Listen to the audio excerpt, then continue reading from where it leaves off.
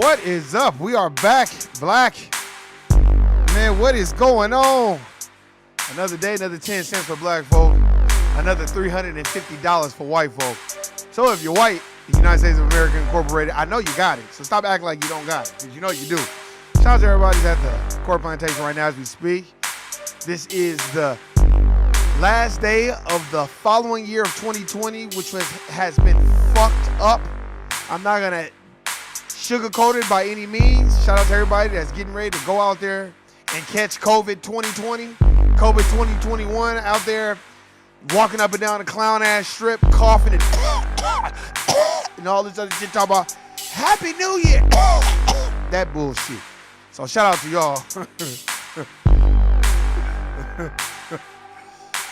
Shout out to everybody at the Court Plantation right now, handling business, doing what you need to do to survive. Man, if I was y'all, look, right now I ain't even got my lemon water in the refrigerator right now. But hey, go get you some lemons, go get you some sea moss, go get you some elderberry tea, go get you some Ira herbs in your life. You know what I'm saying? If you're gonna party up, if you're gonna drink, man, drink responsibly and drink within the confines of your home. Go get you some mango scotto or some Tropiscato or something. Go get you some E40. I know it's a lot of niggas already going to go get some E40. I know it's a nigga right now about to go get him some mango scotto. Give him a nice little sack of weed. Call a little bitch over. See, hey, what you trying to do tonight? Oh shit, I just figured, we'll watch the countdown together at the crib and shit. Nigga, you ain't slick. I know what you're doing, nigga. Shout out to everybody that's looking forward to going into the new year. And before we get into the basis of what I'm on here today, I'm going to tell you what my thoughts are. My thoughts are this. Whatever you had going on in 2020, don't bring it into 2021 unless it's something positive. Unless it's something that could build to your generational wealth. Unless it's something that could help and add to your dossier of creating generational wealth for your fam. So if you're not trying to use your intellectual property to make bread for yourself, then you fucking up. Because don't think that you working that 9-to-5 Court Plantation job as I do. Don't think that that's going to get you rich, because as Dr. Claude Anderson teaches you, a job is meant to maintain you, not to make you wealthy. So you're not going to get rich working a job, clown. That's why they pay you just enough to bring your ass the fuck back.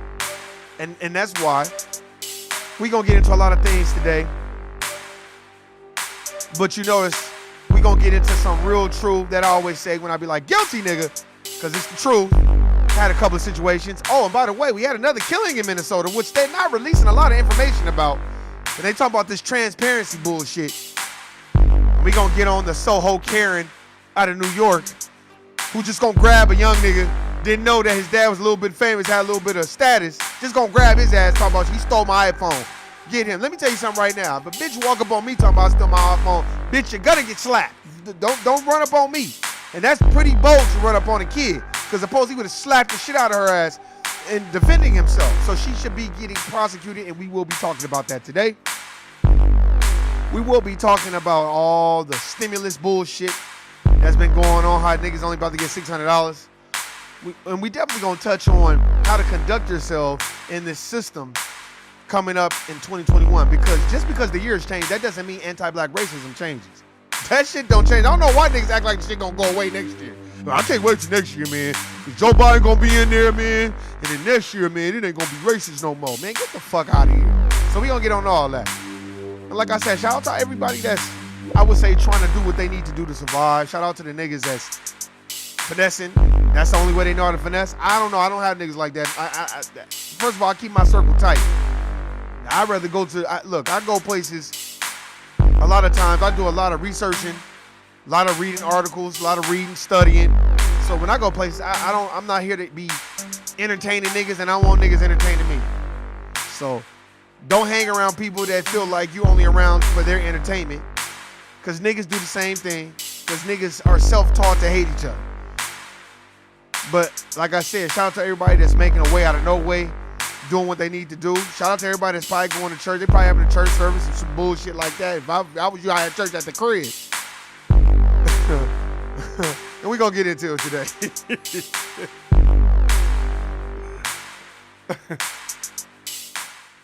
Man.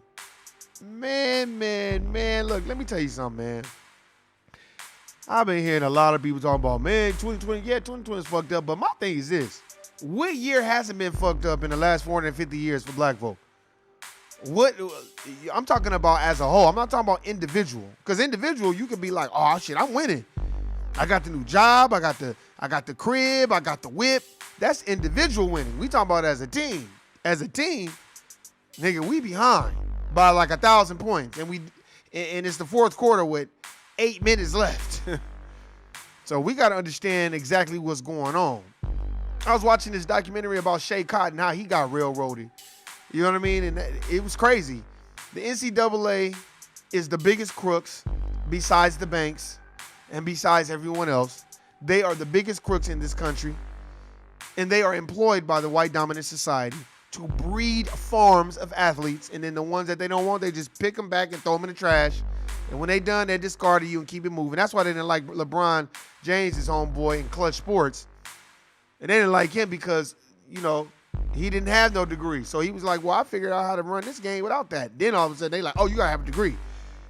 Like, then they tried to rescind the shit. So it's like, well, when do we have a good year as a team? Straight up. And when does you having individual accolades really mean something to the system of racism and white supremacy?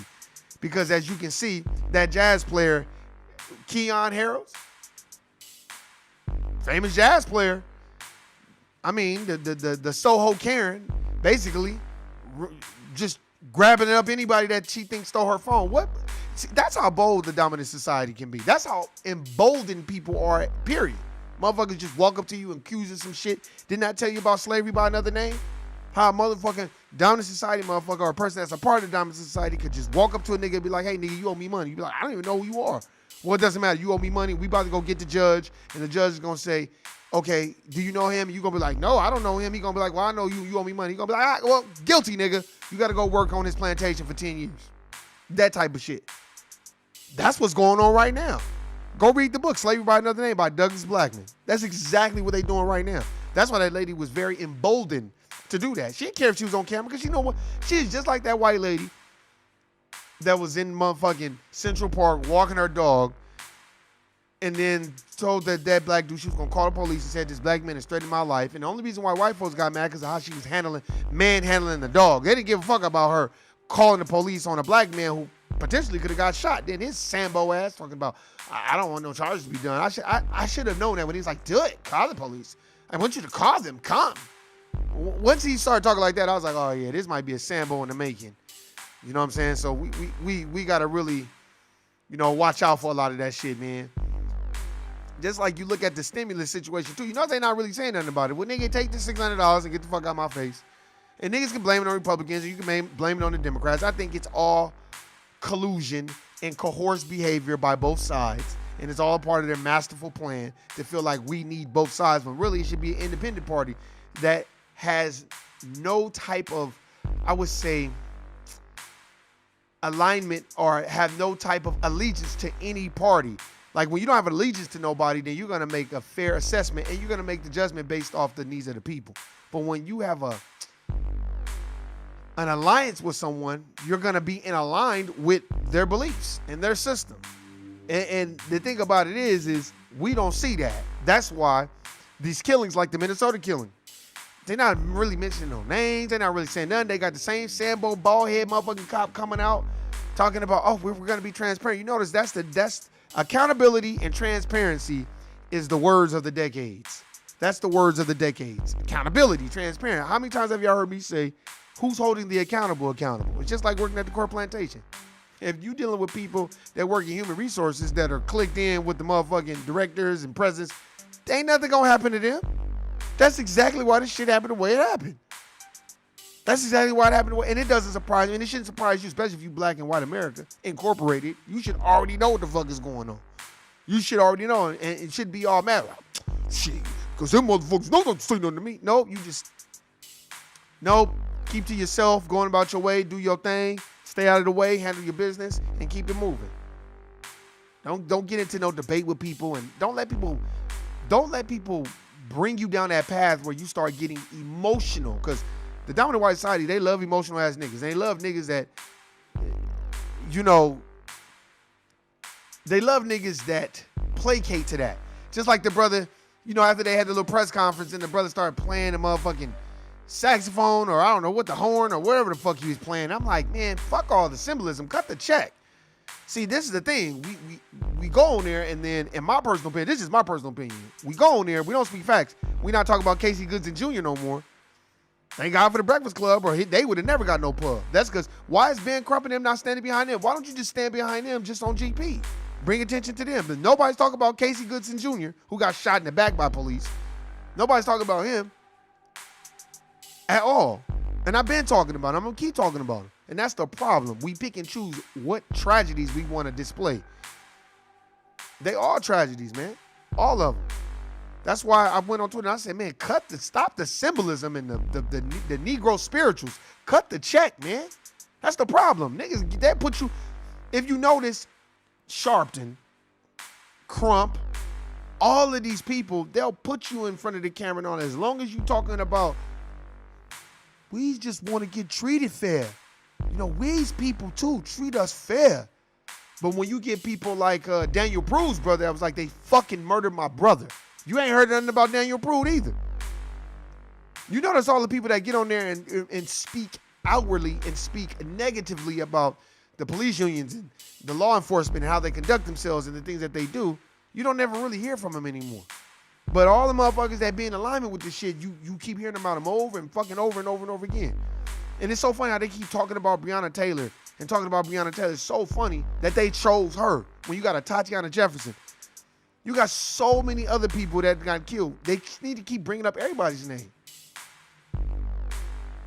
But the thing about it is, with black folks, we love symbolism. And that's exactly why we can't, in my honest opinion, progress. And you're like, why? Why we can't progress? Because I always feel like this. Why is it that we always will choose symbolism over cutting the check? And I'm not talking about cutting no check. Anytime somebody get up, something happen, first thing I'm gonna say, you know what? I'm tired of us getting on TV and saying the same thing to the dominant white society. Y'all know what it is. Y'all can change. Y'all don't want to change it. So since y'all don't want to change, just cut the check of what y'all owe us, and then let black people. We just move. We go do what we want to do. We don't have to be around y'all. You can cut that motherfucking reparations check, and then we can go chill. And y'all never work. Well, some black folks will be like, they'll take all the damn reparation money that they get and they go spend it with them. Go ahead, go do that. That's what you want to do. But for the 15, 20 million people, I would say that are not a part of the problem and understands that it is the Matrix, they wouldn't fuck with it no more. And I think a lot of it, that needs to be said, in my opinion. That's just my personal opinion. Because, see, they want you to get up and sing and do Negro spirituals and play your instrument and show them how talented you are and woe is us and all this other shit. But clearly, that white lady or whatever the fuck she was, you didn't have no right to be grabbing on somebody talking about stop him, he got my phone. You don't even know this kid. What kind of shit is that? And then they held a press conference, and then I think the mom, I think her name was Kat Rodriguez, if I'm not sure. Maybe Foundation of Black America, maybe not. But my thing is this: we gotta look beyond all that. They only made a big deal of the white woman that was in Central Park because she was manhandling her dog. They didn't care about her calling police on her brother. They were just mad that she was manhandling her dog. They should make that a fucking law. Why don't y'all make that a law and be like, if y'all call police on some bullshit and we find out, you're going to jail for 5 years. Then niggas stop calling police. Them motherfuckers stop calling police on some bullshit. But they ain't gonna stop doing that. Why would they stop? That's not in alignment with how this system works. And I'm gonna play a little footage of this the shooting in Minnesota. Let's see what they say. Now these are the people protesting this shit. MPD officers were conducting a traffic stop involving a felony suspect. Initial witness statements indicate that the subject involved in this felony stop fired first at Minneapolis. Now this is I don't know if he's a brother. His name is Adria Arredondo or something like that. I don't know what his name is. But the motherfucker, I don't know, man. He's they man. police officers who then exchanged gunfire with the suspect. The subject of the stop was pronounced deceased at the scene by medical personnel. MPD officers were unharmed, and an adult female who was a passenger in this subject vehicle was unharmed as well. They are a focused group of officers that... 2 blocks away. Yep. Can you explain with more detail how the community response is here to shoot somebody? Okay, they're not here to shoot somebody. Somebody asked a bogus question that they wasn't. This basically first it was the audio of the chief police of Minnesota. That's the same motherfucker that came out when motherfucking George Floyd got assassinated and lynched on TV, and now they got another police officer out there, and he's talking. John Elder, he's the department spokesman, and somebody asked the fucking bogus question, and he didn't know what to say. Here, let me rewind it. Blocks away. Yep. Can you explain? The lady says, I live 2 blocks away. How do you explain basically officers riding around shooting and killing people? That's basically what she said. But here, we're going to try to see if we get the audio a little better. If not, that's what she's basically saying. Are a focused group of officers that... 2 blocks away. Yep. Can you explain with more detail how the community response is here to shoot somebody? Okay, they're not here to shoot somebody, and I explained to you. What time was EMS called? I don't know. I would have to look at that. We'd like that information. See that? Let me tell you. Let me break this down to y'all. Other Caucasians know about anti-black racism, and they know what's going on. Now, you have few and far between that's going to put this shit on blast. The majority of them are going to put it on blast for a good story, because a lot of these people are working for websites and blogs and Twitter and all this other stuff, so don't think that these people are in alignment with black folks. So don't be cheering them on, but what you have to do is use them as a tool like they use you. Quid pro quo. So what you do is listen to what they're saying. That's why they bombard them with all these questions. So why would they do that? And what time was the ambulance call? What time? Do you have those facts? And he like, oh, well, right now, he basically white-splaining and shit because he can't figure it out what the fuck is going on. I'm going to replay a little bit of the audio so y'all can see what the fuck is going on. Shit is hilarious. For real. What time was EMS called? See, she was like, what time is EMS called? I don't know. I would have to look at that. He didn't even know it. See? And this is how dumb the dominant white society is, one, but this is how bold they are, and two, this is how much they don't give a fuck. He don't have none of the information. He don't have nobody giving him notes. Hey, this is what's going on. This is what you're going to say, and you're not going to take questions. Well, get out there and take questions, because we don't want motherfuckers rioting and just kind of freestyle it if you don't know what's going on. They ain't going to do shit anyway. That's what they basically saying. That information. Again, please understand, if everyone's shouting out questions and I'm answering a question over here... Dude, you think that we're going to be nice about it? Our man was just killed again by Minneapolis police. Somebody just said he didn't know anything about the people who were involved in Yes. He couldn't handle it. Look, he couldn't handle it. That shit is funny. Nigga got mad. I don't know. I would have to look at that. Listen. Again, please understand, if everyone's shouting out questions and I'm answering a question over here... Dude, you think that we're going to be nice about it? Our man was just killed again by Minneapolis police. Somebody just said he didn't know. See, I don't know. It sounded like a white lady. She was like, dude, do you think we going to be nice about it when somebody was just killed again by the Minneapolis police? And that's why he was like, no, we don't have guys. Look, we know what the fuck they doing. Stop it. Stop it. Anything about the people who were involved in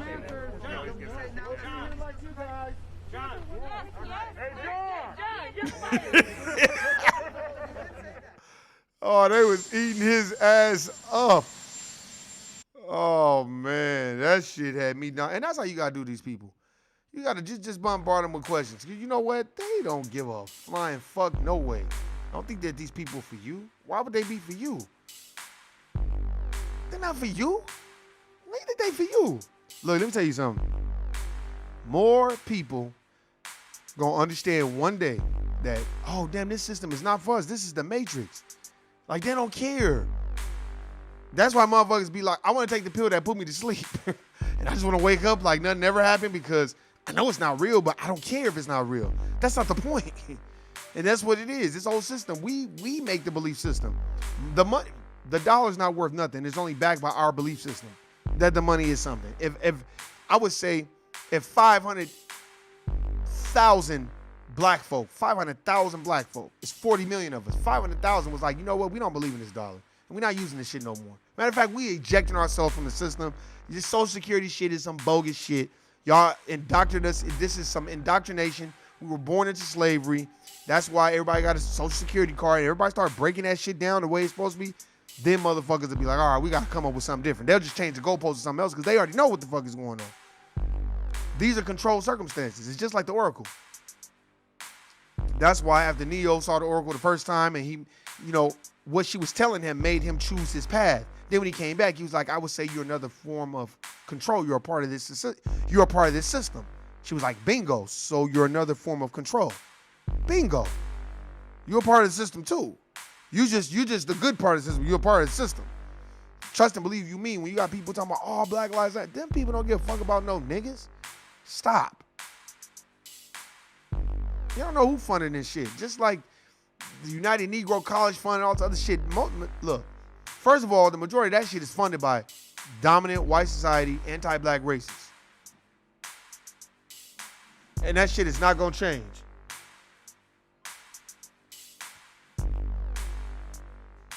But I'm gonna tell you right now, man, these are just things that we gotta wake up to.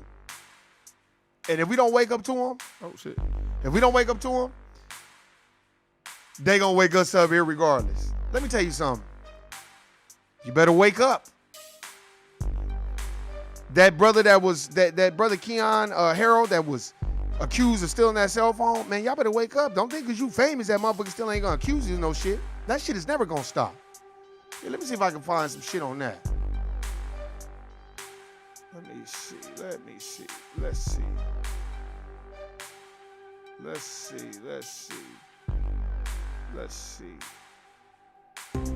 Here we go. Welcome I back found to something. CBS This Morning. The Manhattan District Attorney's Office says it's investigating a physical confrontation between a white woman and a black teenager caught on camera. Jazz musician Keon Harold took this video in the lobby of a New York City hotel where he and his 14-year-old son were staying. It shows the woman tackling the teenager after accusing. So the teenager was a minor. So she should be. So the district attorney should be pressing charges because that's a minor. You shouldn't have put your hands on him. So since you attacked a minor, you should be getting prosecuted. Him of taking her cell phone, which he did not do. The confrontation is drawing comparisons to other recent false accusations against black people. Nikki Batiste is at the Arlo Hotel. Nikki, good morning. Adriana, good morning. The hotel says it did call the police after the incident about the woman's conduct, and the NYPD confirms Harold has filed a harassment complaint. The hotel also admits more could have been done to de-escalate the dispute. Take the case off. That's mine. Literally, get it back, please. Are you kidding me? Musician Keon Harold says he and his son Keon Jr. had just exited the elevator when they were confronted by this unidentified woman in the hotel lobby. This lady was, irate and, literally just suggested that my son had somehow acquired. First of all, let me tell you something. He's trying to be nice about it, but I'd have been like, you know what? She was racially profiling my son, which he don't need to steal no iPhone. And even if he did, call the authorities. Don't take it upon yourself to be a vigilante and do it upon yourself. Suppose that kid would have slapped the shit out of that bitch. Then that kid would have been wrong. See, you don't do that. Her cell phone, which is, ridiculous. We literally never seen this lady. In the video, the woman continues to accuse the teen of having her iPhone, and a person who identifies themselves as the manager appears to approach the teen. I'm the manager of the hotel. I don't care. They never. Well, he's the manager and he's being on code. So that's what it is. That shouldn't surprise y'all. He's being on code. Any question. They demanded his phone, which is ridiculous. My son is 14 years old. He has the right to have his phone, and he also has the right not to show it. Better get on. Let's go. As Harold and his son leave the lobby, the woman follows them. He says she then scratched him on his hand and tackled and grabbed his son. Please get my phone back. I cannot not have my phone. Get your. See, I wouldn't even let it go that far. I would have been like, if you put your hands on my son, I'm calling the police on you. do not put your hands on my son. For real. And then you tell your son, and if she puts her hands on her, bop her ass. Defend yourself. Harold said he was told by the hotel that the woman's phone was returned by an Uber driver shortly afterward. Ooh. Attorney Ben Crump, who is representing the family, is now calling on the Manhattan District Attorney to charge the woman with battery and assault. This culture of implicit bias that so many people have, it needs to stop. I'm going to tell them there's an African-American man threatening my life. Didn't I just tell y'all about this lady that was in the park that was threatening to call the police? They was more mad at her because she was fucking manhandling that dog. They didn't care about what she did, and she didn't give a fuck about him recording her. She was like, I'm going to still call the police because I'm white and I get away with it. Just 7 months ago, this video of Amy Cooper calling 911 on birdwatcher Christian Cooper went viral, highlighting the issue of false accusations made against black people. Please send the cops immediately. Harold said his son is traumatized, but he shared the video to shed light on these incidents. We know the stories of so many other people wrongly accused so well. I feel like it just needs to be dealt with in this country so we can have a fair shot. In a statement, the Arlo Hotel